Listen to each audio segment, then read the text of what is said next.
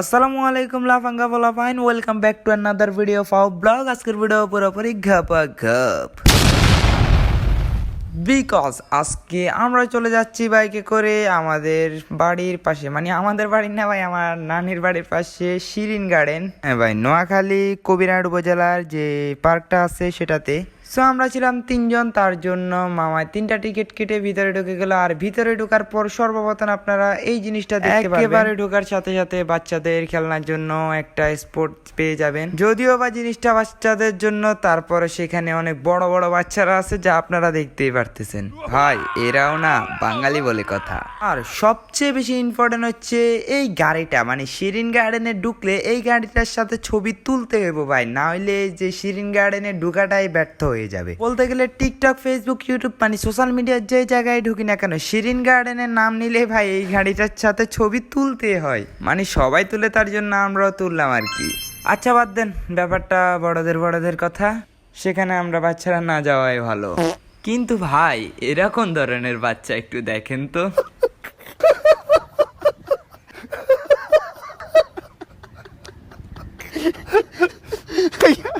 আচ্ছা বাদ দেন ভাই, আমরা ওই জায়গা থেকে সোজা চলে এলাম পার্কের একবারে শেষ কর্নারে। বলতে গেলে আমার থেকে মনে হয়েছে একবারে শেষ প্রান্ত থেকে আমরা আস্তে আস্তে ওইদিকে সামনের দিকে যাই, আর যাইতে যাইতে সোজা বাড়িতে চলে যাব। তাহলে চলুন যাওয়া যাক।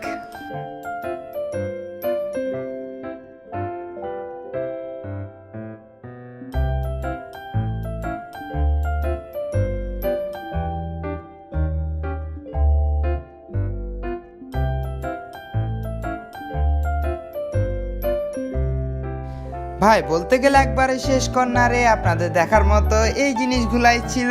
আর এখন আমরা আস্তে আস্তে সামনে যাই, আর যেতে যেতে আমরা যাব এখন ফটো স্পটে।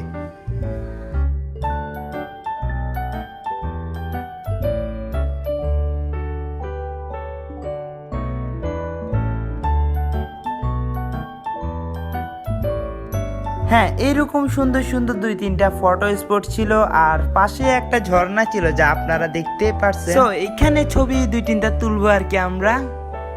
আর মামারে তো দেখতে পারতেছেন ভাই ফোনে বিজি।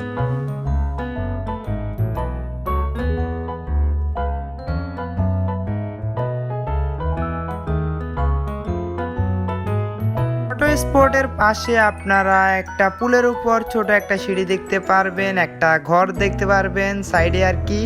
তারপর হচ্ছে যাই ঝর্ণা তো আছেই, আর হচ্ছে ছোট্টখাটো একটা আপনার ঝর্ণা দেখতে পারবেন। আমরা এখন আছি সেই ঘরটার উপর, যেখানে আপনারা দেখতেই তো পারতেছেন কে প্রায় বলতে গেলে পুরো শিরিন গার্ডেনটা মোটামুটি দেখাই যায়। মানে মোটামুটি যারা অলস আছেন তারা এখান থেকে দাঁড়িয়ে শিরিন গার্ডেনটা উপভোগ করতে পারেন।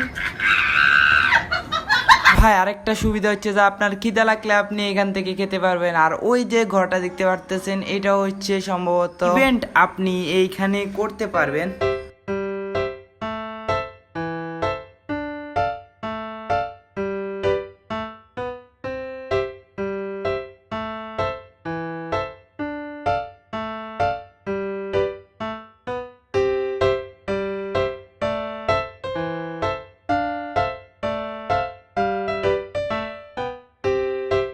শিরিন গার্ডেনের ভিতরে যে গুহাটা আছে সেটার উপরে মেইনলি এই হাতিটা আপনারা দেখতে পারবেন। একে মেইনলি এই গুহাটা খুবই ইন্টারেস্টিং লাগছে। বা জিনিসটা ছোট্ট এবং বাচ্চাদের জন্য, তারপরও এটা মানে অনেক ইন্টারেস্টিং লাগছে।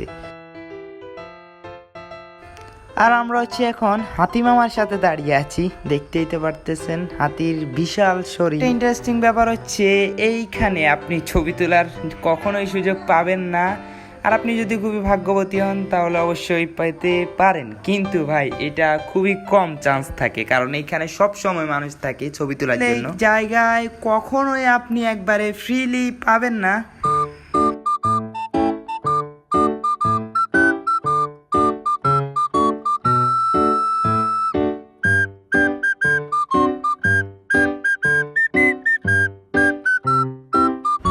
আর সাধারণত প্রত্যেকটি পার্কে যেমন ফুল গাছ দিয়ে ভরা থাকে, তেমনি এই পার্কটিতেও অনেক ফুল গাছ আছে, যা হয়তো আপনারা ভিডিওতে দেখতে পারতেছেন।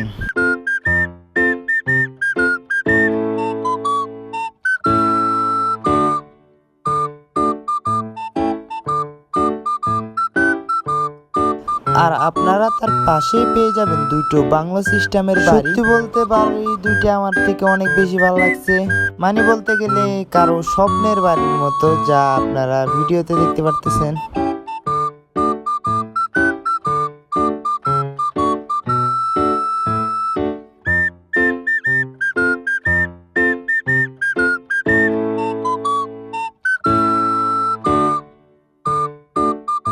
তার পাশেই পাবেন কিছু মূর্তির পশু পাখি। এখানে হচ্ছে যে বাঘ, জিরাফ, হাতি, ঘোড়া সহ আরো অনেক পশু পাখি আপনারা দেখবেন।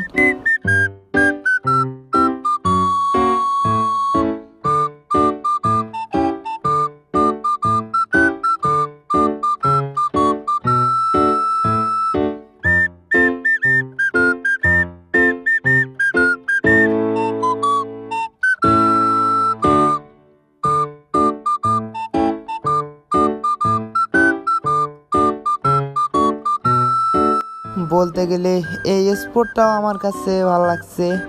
আর দেখতে দেখতে আমাদের যাওয়ার পালা চলে গেল।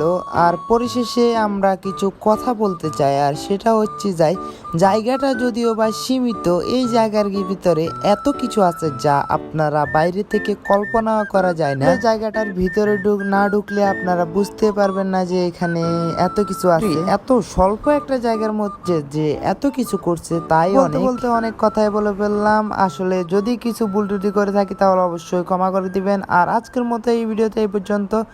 আর পরে অবশ্যই আরেকদিন এসে আপনাদেরকে এই জায়গাটা আবার পরিদর্শন করিয়ে দেখাবো। সে পর্যন্ত সবাই ভালো থাকুন, সুস্থ থাকুন। আল্লাহ হাফিজ। চ্যানেলটি সাবস্ক্রাইব করে দিবেন।